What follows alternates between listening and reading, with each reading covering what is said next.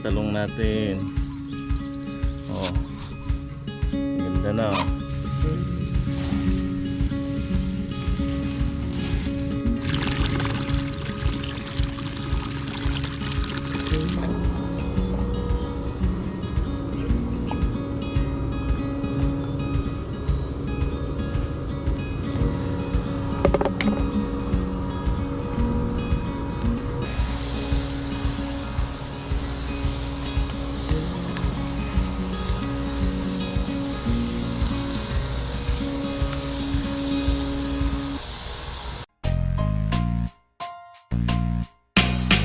Welcome sa Tongs TV. Manood palagi at mag-subscribe na rin kayo para updated sa bawat video naming bago. Sa bawat video ay may aral kang makukuha, lalo na kung isa kang magsasaka. Gawain sa probinsya ang palagi naming content, kaya halika na sa Tongs TV. Mag-subscribe na kayo at manood palagi. Ayun, good morning mga Katongs TV. Isang panibagong araw na naman dito sa RR Farm. So ngayong araw ay mag-i-spray nga po ako ng pangdamo dito sa kabilang side naman, tapos yung dito sa side ni tubo ni boss, tsaka doon papunta rin sa dulo para hindi na gumapang yung damo, lumalago na eh. Siyempre gamit natin yung electric sprayer at itong gamot 888.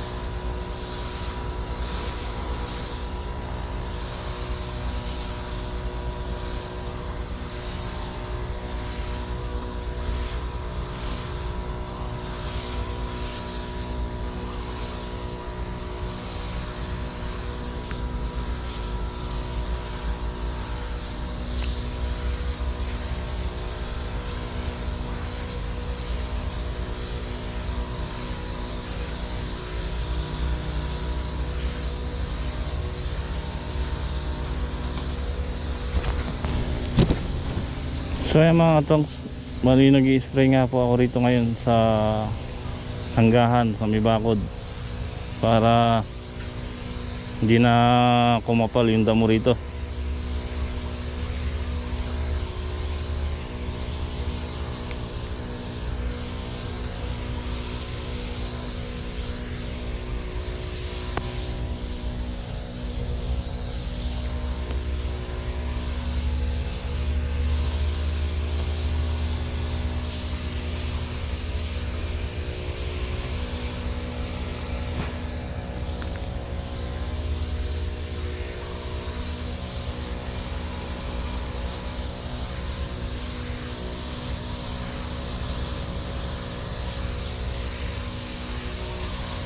Natapos ko ng sprayan itong hanggang doon sa dulo.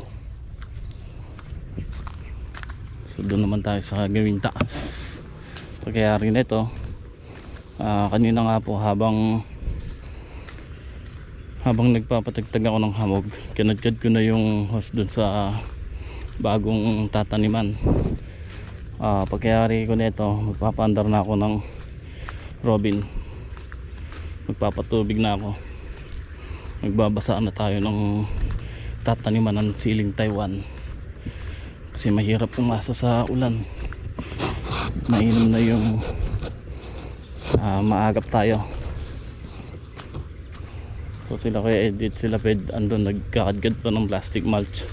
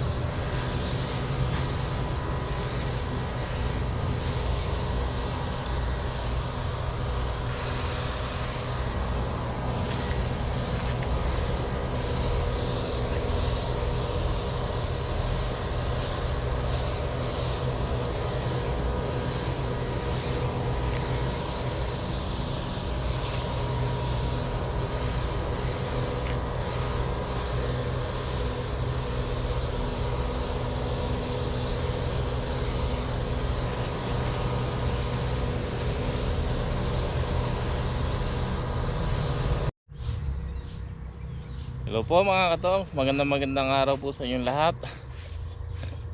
Ayan, isang magandang morning, mapagpalang araw po. At ayan, kahapon nga po pala, yun lang ang naging vlog ko nung nag-spray ako dito sa paligid, dito sa kabilang side na bakod. Tapos yun, pagkatapos nga po nun, nagpatubig ako rito, naputol na yung vlog ko. So sila pwede, yan, natapos din nila yung paglalagay ng plastic mulch dito. Tapos nakapagbutas din sila after nila maglagay, ayan. So yung pagbubutas hindi pa nga po yari, siguro kalahati pa. Pero iwanan muna namin to, tututukan muna namin ngayong araw. Ito, papatubigan yung mga sili dito kasi kailangan ng patubigan, nalalanta mga katongs yung sili natin dito kasi ilan araw nang hindi umuulan. Tapos ito okay naman yan, kahit na yung mga punla okay pa naman yan, kahit na ilan araw pa hindi itanim. Importante ito muna kasi maraming mamatay dito kapag hindi natubigan. Yung talong natin mga katong, so okay lang. Yung ito, ang ganda na nga po mga katong, so yun, yan na ang talong natin. Oh, ang ganda na, patabain na mga katong. Pag yari namin magpatubig dito, susubuan na namin pataba to. Itong talong makakuha ng basa nito kasi pinatubigan ni Eddie to eh. Yung sili kasi nakakan lang natin sa ulan, yung 2 beses na umulan, basang lupa. Kumbaga kailangan natin basain yung sili talaga ngayon para magkapondo ng basa sa ilalim.